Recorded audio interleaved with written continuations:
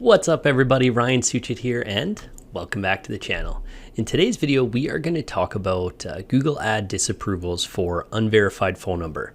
So this is going to pop up for those of you who are using third-party call tracking tools like CallRail.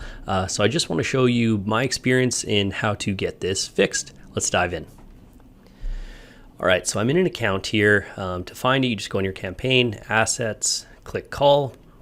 And then you're going to see beside your call extension number, disapproved for unverified phone number. In the help article, basically the reason this is disapproved is because that phone number is a tracking number. It's not on your website, right?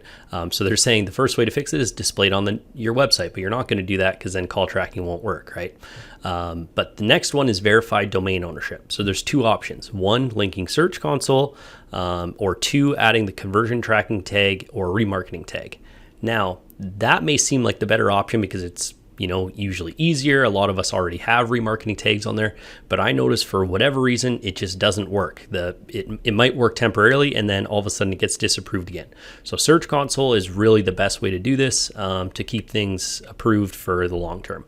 So I'm just gonna walk you through how to do this.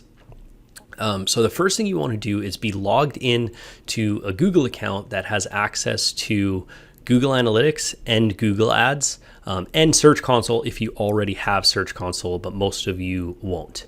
Okay, so the first steps we're going to take here is in Search Console, and to get there you just go search.google.com, or you can Google Search Console, you'll find it. And then if you have access to your account, it would be in this drop down here. If you don't, you'll have to add it. So I'm in kind of like an MCC one, so I have access to a lot, but you'd click add property somewhere. And the thing to know here is you need to add the HTTP version. Even if it's a secure site, you need the HTTP version. It's, for some reason, Google only likes that one when it's actually linking the Google Ads account to the Search Console account. Okay, so all you have to do here is find the website. So I'm going to quickly grab the website URL. And then you want to paste it here. Remove the S, so it's the HTTP version, and then go continue. And then this is essentially adding it, right? And now it's going to say ownership auto verified, and it did that because Google Analytics is already on the site, and we have access in this Google Ads account, or in this Google account, to both Search Console and Analytics. So that's why I said that earlier. Makes it a lot easier. Okay, so now we have Search Console here. Now we want to go into Google Ads, and then you go Tools and Settings, Linked Accounts. Then you want to find Search Console, which is down here. Go Details. And then you want to go Add. And then you're going to add the website. They're saying don't include the HTTP or S in here, so I'm going to take that out and then go link site.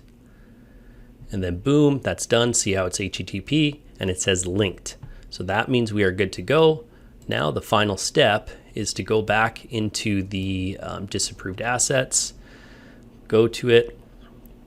And then sometimes you can't appeal it or whatever. So depending if you can appeal or not, that's the easier way. But what I usually do is I just delete them and then recreate them essentially. So I'm not going to show you guys how to do that. You just obviously delete it and then re-add the call asset, and then now it should work. So that's essentially it, guys. It's pretty straightforward, but this is by far the best way to keep your call extensions approved if you're running a third-party call tracking tool. I hope that helps. If it did, please make sure you're subscribed and have notifications turned on so you can find your way back. See you in the next video.